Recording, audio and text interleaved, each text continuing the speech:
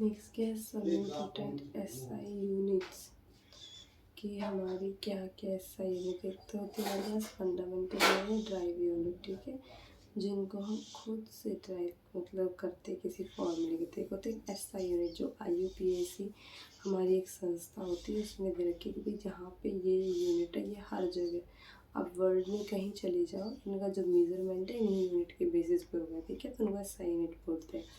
ठीक, तो SI unit जैसे मास के लिए होता है, वेट के लिए होता है किलोग्राम, ठीक है, वॉल्यूम के लिए होती है मीटर क्यूब, ठीक है, मेजरिंग वन वॉल्यूम लीटर होता है, ठीक है।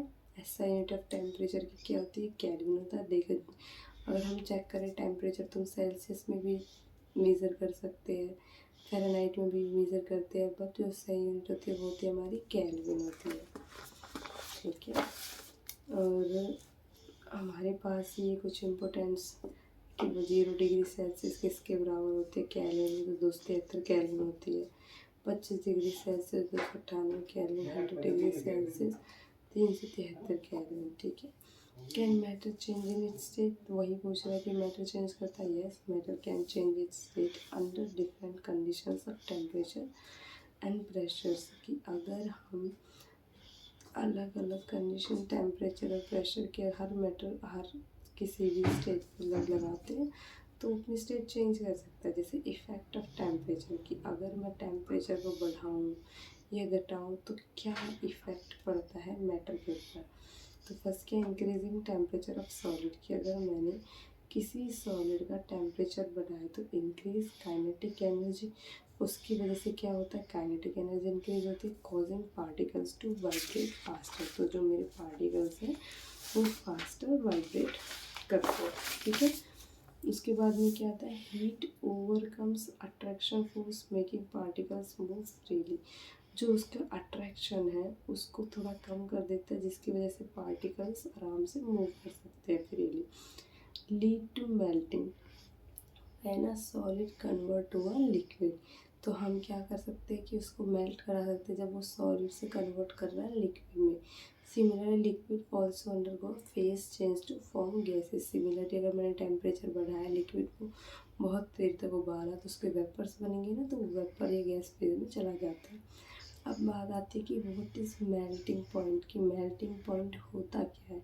तो क्या होता है melting point, the minimum temperature at which a solid becomes a liquid, की वो कम से कम टेम्परेचर जिस पॉइंट पे पहुँचते ही फिर कोई भी चीज़ पिघलनी स्टार्ट हो जाए, मेल्ट होनी स्टार्ट हो जाए, तो इसको बोलते हैं मेल्टिंग पॉइंट, ठीक है। Indicate the strength of attraction between the particles, तो मेल्टिंग पॉइंट क्या इंडिकेट करता है कि जो उसके बीच में पार्टिकल्स थे, पार्टिकल्स के बीच में अट्रैक्शन था वो कितनी था, स्ट्रेंथ कितनी थी, कि भाई कम स्ट्रेक्शन मतलब कम अट्रैक्शन था, ज़्यादा था, क्योंकि जितना ज़्यादा अट्रैक्शन होगा उतनी देर में मेल्ट होगा, ठीक है। आइस मेल्ट्स एट 273.15 केल्विन या 0 डिग्री सेल्सियस पे हमारी आइस स्टार्ट हो जाती है जनरली, ठीक है।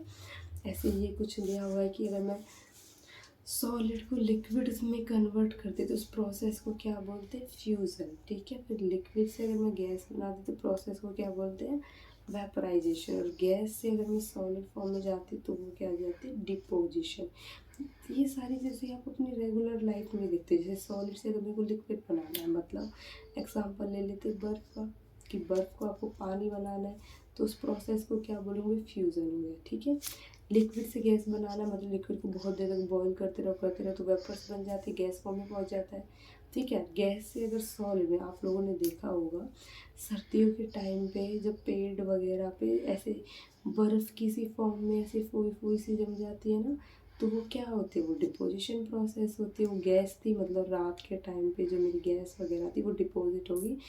पत्तों वत्तों पे देखते हो ना, वाइट वाइट ऐसे बर्फ़ की सी लेयर सी बन जाती है, तो सॉलिड फॉर्म में आ गई वो, ठीक।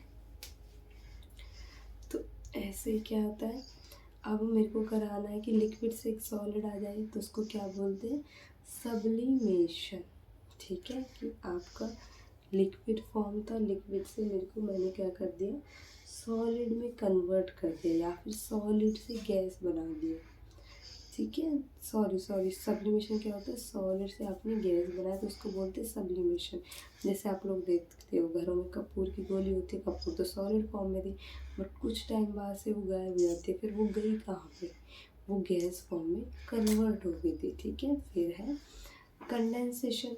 कंडेंसेशन क्या होता है कि गैस से आप बना देते हो लिक्विड, तो उसको बोलते हैं कंडेंसेशन। जैसे आप अब वेपर से आप लोग पानी वानी उबालते हो, कई बार सब्जी वगैरह बनाते हो, ऊपर से वो आप प्लेट रख देते हो ना, तो कुछ टाइम तक वो गैस थी, वेपर थी, जो हटाते हो तो वो वेपर सी जो हटाते तो पानी पानी टपकने लगता है ना, मतलब वो गैस थी, गैस से क्या बन जाता हमारा लिक्विड वेपर। ये लास्ट टॉपिक है। ठीक है।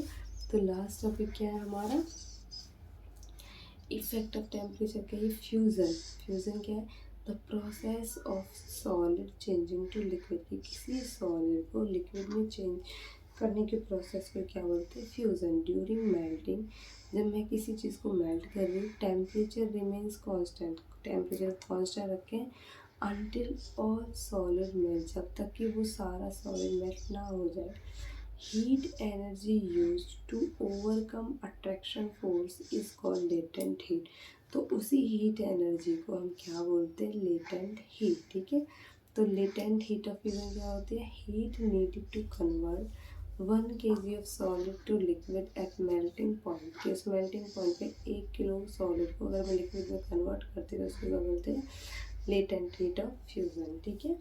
So the heat is being observed by the particles of ice to overcome force of attraction between the get converted to water। तो वाटर कन्वर्ट करने के लिए जो हीट यूज होती है उसी को बोलते हैं हीट ऑफ फ्यूजन। अब बॉइलिंग क्या होता है, heating water increase particles movement, की जब मैं पार्टिकल किसी भी वाटर को अगर मैं हीट कर रही हूँ तो उसके पार्टिकल्स की मूवमेंट इंक्रीज हो रही है।